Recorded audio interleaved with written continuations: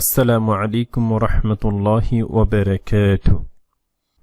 আলহামদুলিল্লাহ ওয়াসসালাতু ওয়াসসালামু আলা রাসূলিল্লাহ ওয়া আলা আলিহি ওয়া আসহাবিহি আজমাইন।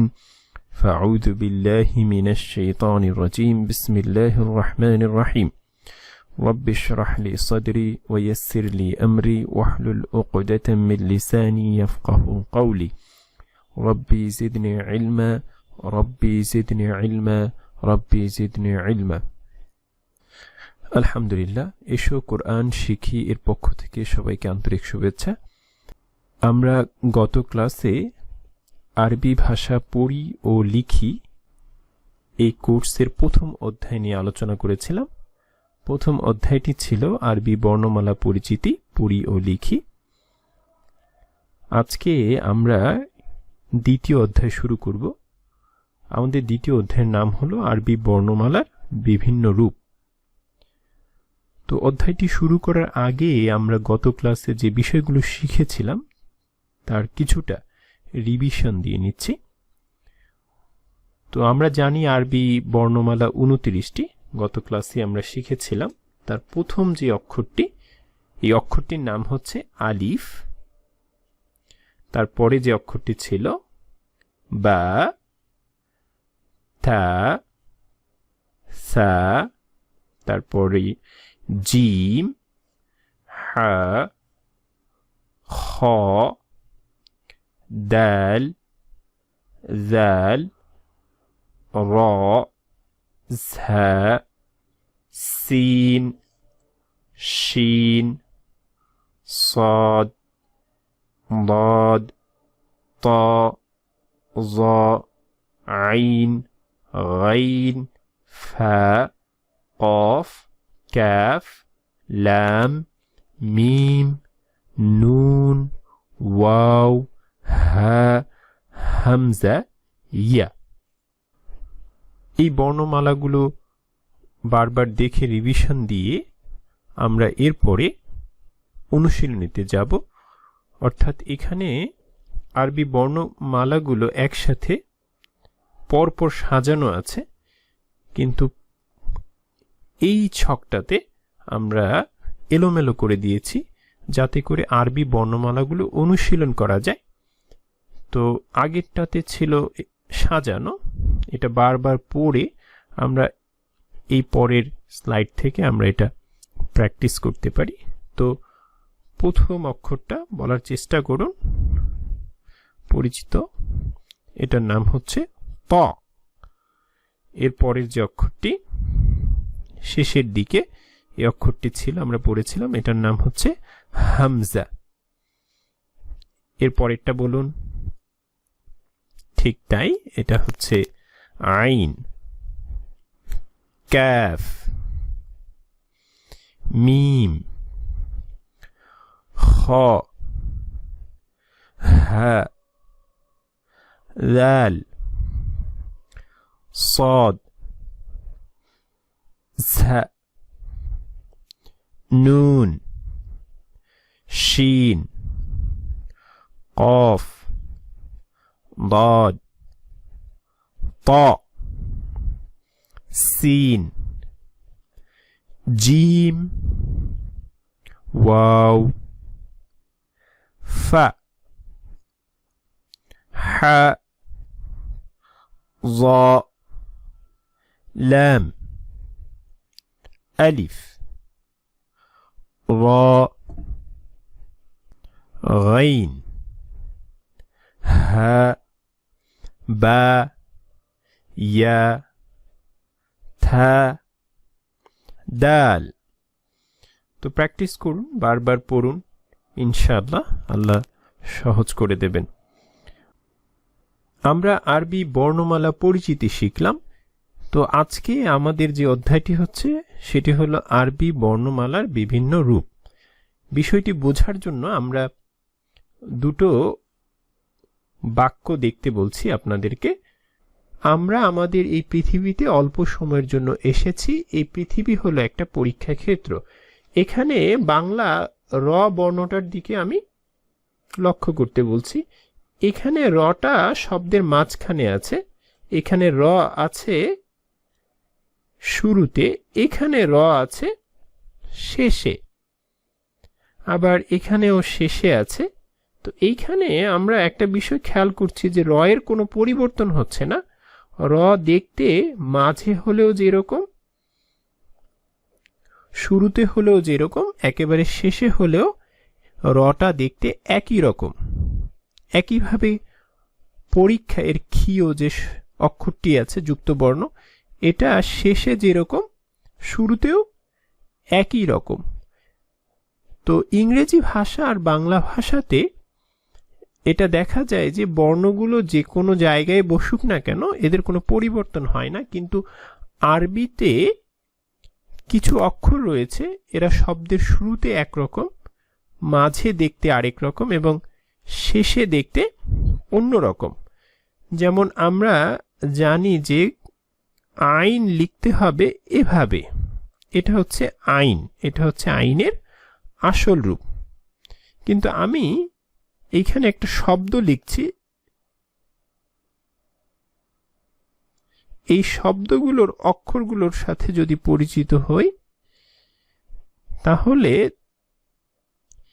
এই প্রথম যে অক্ষরটি আছে মূলত এটা কিন্তু আইন। তো এই আইনটা কিন্তু আসল আইনের মতো দেখতে না। অর্থাৎ এখানে যেটা করা হলো সেটা হলো আইনের মাথাটা কেটে কিছু অংশ নিয়ে তারপরে শব্দের শুরুতে আইন লেখা হয়েছে। এভাবে কিছু কিছু বর্ণের ক্ষেত্রে একটা পরিবর্তন নিয়ে আসা হয়। আমরা মূলত এই রূপভেদগুলো দেখব যে শব্দ বর্ণগুলো কিভাবে পরিবর্তন হচ্ছে। তো আমরা শুরু করছি। তো প্রথম যে অক্ষরটি আরবি ভাষাতে এটি হচ্ছে আলিফ। আলিফ শুরুতে, মাঝখানে আর শেষে দেখতে একই রকম। তো এই আলিফ অক্ষরটা আগের বর্ণের সাথে যুক্ত হবে, কিন্তু পরে যে বর্ণটা আসবে ওটার সাথে যুক্ত হবে না। দ্বিতীয় অক্ষরটি হচ্ছে বা। এই বা অক্ষরটি আমরা দেখতে পাচ্ছি। কিভাবে চিনব? শুধুমাত্র এটুকুই বুঝলেই হবে যে নিচে দাগের নিচে যদি একটা ফুটা থাকে, একটা নুক্তা থাকে, তাহলেই সেটা বা। যেমন এখানে একটা মাথা আছে, এই এক মাথার নিচে একটা ফুটা, তাহলে এটা বা। কিন্তু বা যদি শব্দের শেষে থাকে তাহলে বা পরিপূর্ণভাবে লিখতে হবে। এখানে বাটা যেরকম পরিপূর্ণ, শেষে হলে পরিপূর্ণভাবে লিখতে হবে, আর শুরুতে মাঝে হলে আংশিকভাবে লিখতে হবে। বা, তা আর সা এই তিনটি অক্ষর একই রকম। শুরুতে আর মাঝে লিখলে আংশিক লিখতে হবে, অর্ধেক লিখতে হবে, শেষে লিখলে পরিপূর্ণভাবে লিখতে হবে। বায়ের ক্ষেত্রে নিচে এক নুক্তা থাকবে, তায়ের ক্ষেত্রে দুটো নুক্তা থাকবে, সায়ের ক্ষেত্রে তিনটা নুক্তা থাকবে। যেমন এখানে পাশাপাশি তিনবার সা লিখে দেখানো হয়েছে যে শুরুতে থাকলে কিরকম, মাঝে থাকলে কিরকম, শেষে থাকলে কিরকম। একইভাবে তা, তা, তা, একইভাবে এটাও বা, বা, বা। এখানে আরেকটা বিষয় দেখতে পাচ্ছেন, এখানে আরেক ধরনের তা লেখা হয়েছে। এই তাকে আমরা গোল তা শিখব। এটাকে আরবিতে একটা নাম বলে, আমরা পরবর্তীতে কোনো এক ক্লাস ইনশাআল্লাহ এটা শিখব। তো আপাতত বাংলা এটা বলবো, এটা হচ্ছে গোল তা আর এটা হচ্ছে খোলা তা। তায়ের বৈশিষ্ট্য হচ্ছে উপরে দুটো নোক্তা থাকবে, আর এরকম মাঝে থাকলে এরকম হবে দেখতে, মাঝে থাকলে, আর শুরুতে এরকম। আমরা পরবর্তী অক্ষরগুলোতে চলে যাচ্ছি। জিম শব্দটা আসল রূপ হচ্ছে এরকম, জিম। তো জিম শব্দর আসল রূপ থেকে আংশিক কেটে মূলত জিমের শুরুটা লেখা হয়েছে, আংশিক কেটে। ঠিক একইভাবে আংশিক কাটা অবস্থায় মাঝামাঝি, আর শেষে লিখলে জিমটা আসল রূপে লিখতে হবে। তো একসাথে লিখলে এটাও জিম, এটাও জিম, এটাও জিম। একইভাবে হা আর খ একই রকম, এক্ষেত্রে হাতে কোনো ধরনের নুক্তা থাকবে না, একইভাবে শুরুতে, শব্দের মাঝে, আর এটা হচ্ছে শব্দের শেষে। খ আর জিম পার্থক্য করার একটাই মাত্র উপায়, যে এইরকম বর্ণের উপরে নুক্তা হলে সেটা হবে খ, আর নিচে নুক্তা হলে সেটি অক্ষরটির নাম হবে জিম। ঠিক পরের যে অক্ষরটি, এটির নাম হচ্ছে দাল। এটার কোনো পরিবর্তন নেই, আপনারা দেখতেই পাচ্ছেন, দাল শুরুতে, মাঝে, শেষে দেখতে একই রকম, দাল দাল দাল। এর পরের যে অক্ষরটি, এটির নাম হচ্ছে জাল, এবং আমরা জানি এটিও দেখতে একই রকম, এবং আমরা সহজেই দেখতে পাচ্ছি দাল আর দাল শব্দের শুরুতে এরকম, মাঝে এরকম, শেষে এরকম, অর্থাৎ আসল যে রূপ সেটাই থাকছে। পরের যে অক্ষরটি আছে এটি হলো র। র অক্ষরটিতেও কোনো পরিবর্তন নেই, র আসল রূপেই শব্দের শুরুতে, শব্দের মাঝে এবং শব্দের শেষে বসবে। ঝা, ঝাও একই রকম, শব্দের শুরুতে দেখতে যে এরকম, মাঝেও একই রকম এবং শেষেও একই রকম। এগুলো সহজ, কিছু অক্ষর আছে ব্যতিক্রম ছাড়া। সিন কিছুটা ব্যতিক্রম, আমরা দেখতেই পাচ্ছি সিনে 3টা মাথা থাকবে। এখানে 1 2 3, এই 3 মাথা থাকবে, আর উপরে কোনো নুক্তা থাকবে না। এই চিহ্ন দেখে বুঝতে হবে এটা হচ্ছে সিন। যেমন এখানেও 3 মাথা আছে, 1 2 3, এটা দেখে বুঝতে হবে এটা হচ্ছে সিন। তো এটা হচ্ছে শব্দের শুরুতে, এটা হচ্ছে মাঝে, শেষে হলে শেষে একটা নুনের মতো গোল করে দিতে হবে, এটা হচ্ছে সিন। আশা করি বুঝতে পেরেছি। তো এখানে সিন হচ্ছে শুরুতে, এটা হচ্ছে মাঝে, এখানে সিন হচ্ছে শেষে। শিন একই রকম, সিনের মতোই। সিন আর শিনের একমাত্র পার্থক্য হচ্ছে শিনের ক্ষেত্রে উপরে 3টি নুক্তা থাকবে। তো এটা হচ্ছে শব্দের শুরুতে, এটা হচ্ছে মাঝে, এটা হচ্ছে শেষে। তো শিন শিন শিন। নাও এখন আমরা সদে চলে যাচ্ছি। সদ অক্ষরটি, এটা হচ্ছে আমরা আসল রূপে শিখেছিলাম, এটা হচ্ছে সদ। শুরুতে কিভাবে থাকবে? শুরুতে থাকবে যে শেষের গোল মাথাটা আছে সেটাকে লাইন বরাবর লিখব, এটা হচ্ছে সদ, অর্থাৎ এভাবে এভাবে লিখব, তাহলে এটা শুরুতে বুঝাবে, এটা হচ্ছে সদ। মাঝেও শুরুর মতোই লিখতে হবে, তবে আগের থেকে মিলিয়ে লিখতে হবে। শেষে যদি, শব্দের শেষে যদি সদ আসে সেক্ষেত্রে শেষের মাথাটা আবার গোল করে দেব, এটা হচ্ছে সদ শেষের ক্ষেত্রে। তো এভাবে হবে সদ সদ সদ। আমরা পরবর্তী স্লাইডে যাচ্ছি। পরবর্তী অক্ষরটির নাম হচ্ছে দদ। এটা সদের মতোই, এটা হচ্ছে শব্দের শুরুতে, মাঝে, শব্দের শেষে, এটা হচ্ছে তার আসল রূপ। তো এখানে একটা দদ, এখানে আরেকটা দদ, এখানে হচ্ছে আরেকটা দদ, তার মানে এটা হচ্ছে শব্দের শুরুতে, মাঝে এবং শেষে। ত ত এর ক্ষেত্রে একই রকম, ত শব্দের শুরুতে, মাঝে, শেষে একই রকম, এর কোনো পরিবর্তন নেই। জ জ জ জ ত এর মতোই, এরও কোনো পরিবর্তন হবে না, শব্দের শুরুতে, শেষে, মাঝে একই রকম। পরবর্তী যে অক্ষরটি, এটি হচ্ছে আইন। এটা শব্দের শুরুতে একরকম, মাঝে আরেক রকম, আর শেষে আরেক রকম। এই দুটো বর্ণ অর্থাৎ আইন আর গাইন একটু খেয়াল রাখতে হবে, খুবই ইম্পর্টেন্ট, খুবই গুরুত্বপূর্ণ বর্ণ, প্রায় সময় মিলিয়ে যাবে, কারণ আইন এটার 3টা ভিন্ন ভিন্ন রূপ।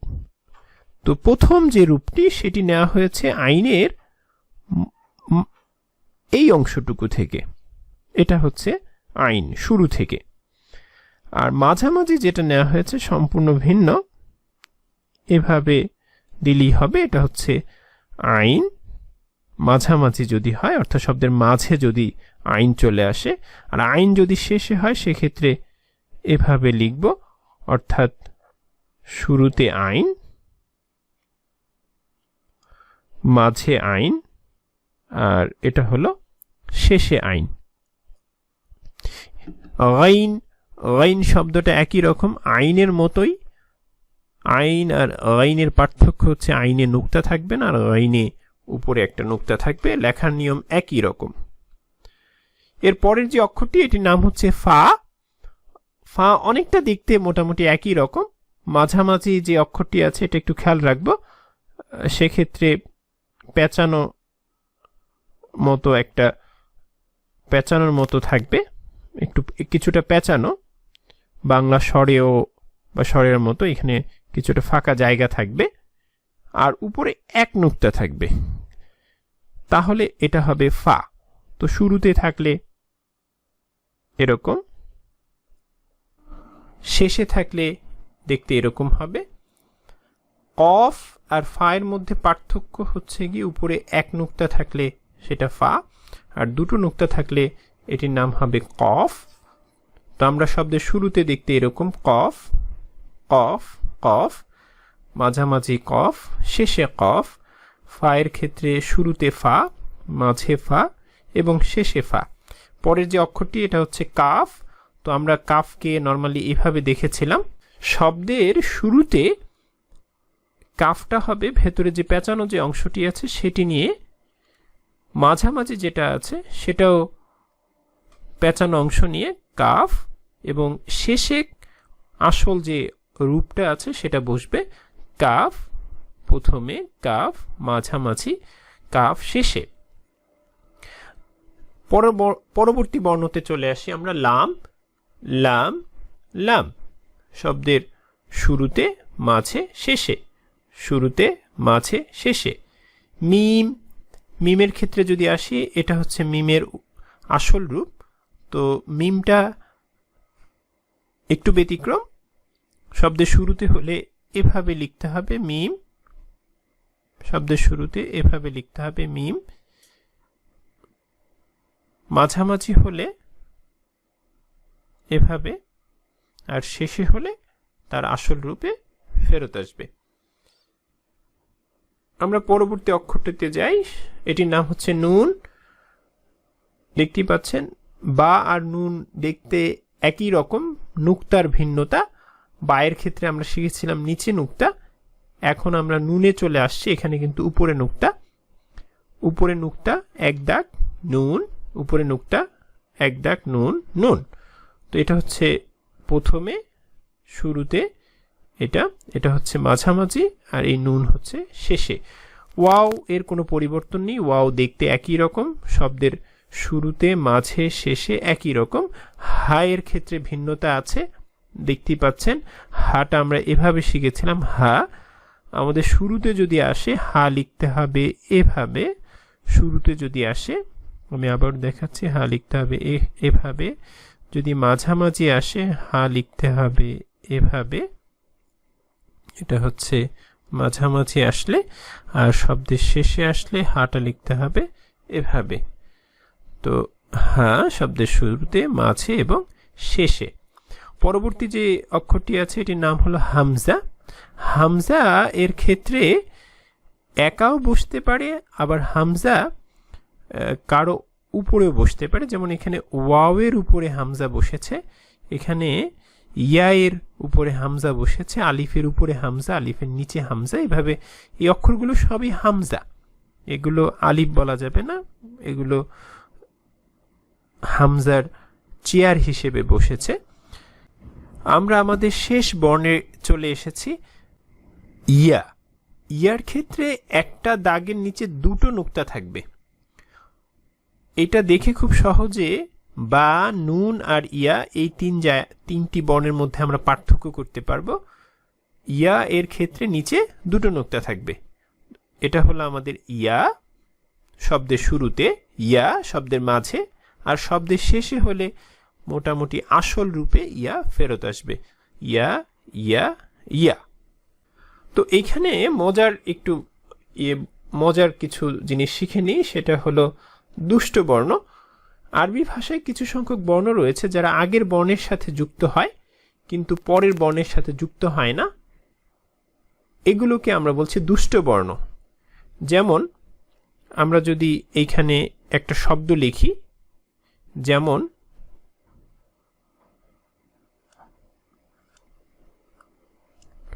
নুন ওয়াও র, এখানে ওয়াও আর র কিন্তু যুক্ত করিনি, আর নুন এর সাথে ওয়াওটা যুক্ত করে দিয়েছি।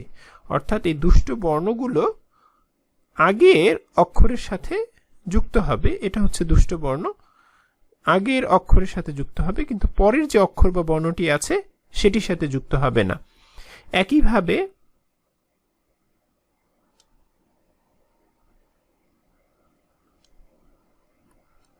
আমরা যদি এই শব্দের দিকে দেখাই, এখানে এই অক্ষরটি হলো কাফ, এর পরের যে অক্ষরটি হলো আলিফ, তারপরের অক্ষরটি হচ্ছে তাপ, তারপরের অক্ষরটি হচ্ছে বা। আমরা দেখতেই পাচ্ছি আলিফ আগের অক্ষরের সাথে যুক্ত হয়েছে কিন্তু পরের যে অক্ষরটি আছে তা তার সাথে যুক্ত হয়নি। তো এরকম 6টি বর্ণ আছে, এগুলোকে আমরা বলছি দুষ্ট বর্ণ। আলিফ, দাল, জাল, র, ঝা আর ওয়াও। এরপরে যে জিনিসটা শিখবো সেটা হলো সম্মানিত বর্ণ। হামজা আরবিতে সম্মানিত বর্ণ কেন? হামজা সবসময় তার চেয়ার লাগে, হামজার চেয়ার লাগে। এখানে ওয়াও হচ্ছে হামজার চেয়ার, এখানে ইয়া হচ্ছে হামজার চেয়ার, এখানে আলিফ হচ্ছে হামজার চেয়ার। আবার হামজা কখনো কখনো একাই বসে যায়। চেয়ারের ব্যক্তির যেমন দাম আছে, এখানে হামজার দাম আছে কিন্তু চেয়ারের কোনো দাম নেই। অর্থাৎ এইরকম যদি কিছু আমরা দেখতে পাই তাহলে অবশ্যই এটা বলতে হবে হামজা, এটা ওয়াও বলা যাবে না। কেন? ওয়াও এর উপরে হামজা আছে, তার মানে চেয়ারের উপরের যে পার্সন, যে ব্যক্তি, তাকে গুরুত্ব দিতে হবে। এটা হামজা, এটাও হামজা, এটাও হামজা, এটাও হামজা, এটাও হামজা। আমরা সর্বশেষ কিছু অনুশীলন করে নিই আরবি বর্ণমালার বিভিন্ন রূপ। তো প্রথম যদি প্র্যাকটিস করি, প্রথম অক্ষরটি বলার চেষ্টা করুন, মনে করুন, স্মরণ করুন, দেখুন পারেন কিনা। প্রথম অক্ষরটি হচ্ছে কফ, পরের অক্ষরটি হচ্ছে লাম, পরের অক্ষরটি হচ্ছে মিম। কফ, লাম, মিম। যদি মনে থাকে, এক দাগের নিচে একটা নুক্তা, এটি হচ্ছে বা। এক দাগের নিচে দুটো নোক্তা, এটা হচ্ছে ইয়া। এরপরে দাগের উপরে দুটো নোক্তা, এটা হচ্ছে তা। তো এটা হচ্ছে বা, ইয়া, তা। তারপরেরটা, প্রথমটা হচ্ছে হা, পরেরটি হচ্ছে লাম, তারপরেরটি হচ্ছে আলিফ। এখানে আলিফ কিন্তু একটু বাঁকানো। এর পরেরটি হচ্ছে লাম। তারপরে প্রথমটি হচ্ছে হা, তারপরেরটি হচ্ছে জিম, তারপরেরটি হচ্ছে র। আমরা পরের শব্দে যাই। পরের শব্দের প্রথম অক্ষর হচ্ছে ক্যাফ, তারপরের অক্ষরটি হচ্ছে লাম, তারপরের যে অক্ষরটি আছে এটির নাম হচ্ছে বা। এর পরের শব্দে কেউ কেউ হয়তো বা বলবে এটা আলিফ, কেউ বলবে এটা হামজা। তো আমরা কিছুক্ষণ আগেই শিখেছি যে এটা হবে হামজা, এখানে আলিফ হবে না, কেননা এটা হচ্ছে হামজার চেয়ার। চেয়ারের কোনো দাম নেই, চেয়ার বলা যাবে না। চেয়ার না বলে চেয়ারের যে উপরে যে আছে যিনি, তাকে বলতে হবে। অর্থাৎ এই অক্ষরটির নাম কিন্তু হামজা। তারপরের অক্ষর হচ্ছে দাল, তারপরের অক্ষর হচ্ছে খ, তারপরের অক্ষর হচ্ছে লাম। তারপরের শব্দের প্রথম অক্ষর যদি মনে করে থাকি, এটার নাম হচ্ছে সদ, তারপরে অক্ষরটি কফ, তারপরে অক্ষরটি র। এরপরের শব্দ র, জিম, লাম। তারপরের শব্দ হা, জিম, আলিফ, বা। আলিফ শুধুমাত্র একা থাকবে, এর উপরে নিচে কিছুই থাকবে না। উপরে নিচে কিছু থাকলে বুঝতে হবে সেটা হামজা। এরপরের শব্দ জ, তারপরেরটি হা, তারপরে শেষেরটি র। এরপরের শব্দ এটি হচ্ছে দদ, অনেকটা দেখতে সদের মতো, উপরে নক্তা দেখে বোঝা যাচ্ছে এটা হচ্ছে দদ। এর পরেরটি ওয়াও, এর পরেরটি হামজা, দেন নেক্সট ওয়াও, আলিফ, লাম, ত, ওয়াও, র, ফা, আইন, লাম। তারপরের শব্দ শিন, মিম, সিন, শিন, মিম, সিন। হা, ওয়াও, আলিফ, হামজা। তারপরের শব্দ সা, ওয়াও, বা। তারপরের শব্দ আইন, ইয়া, নুন। তারপরেরটি ওয়াও, র, দা, থা। ওয়াও, র, দাল, থা। ঝাল, ইয়া, তা, ওয়াও, নুন। জাল, র, থা। তো আরবি বর্ণমালার বিভিন্ন রূপগুলো আমরা নিয়মিত অনুশীলন করব। আল্লাহ আমাদের সবার আরবি ভাষা সহজ করে দিক, এই দোয়া কামনায় আজকের মতো শেষ করছি। সুবহানাকা আল্লাহুম্মা বিহামদিকা আশহাদু আল্লা ইলাহা ইল্লা আনতা আস্তাগফিরুকা ওয়া আতুবু ইলাইক। আসসালামু আলাইকুম ওয়া রাহমাতুল্লাহি ওয়া বারাকাতুহু।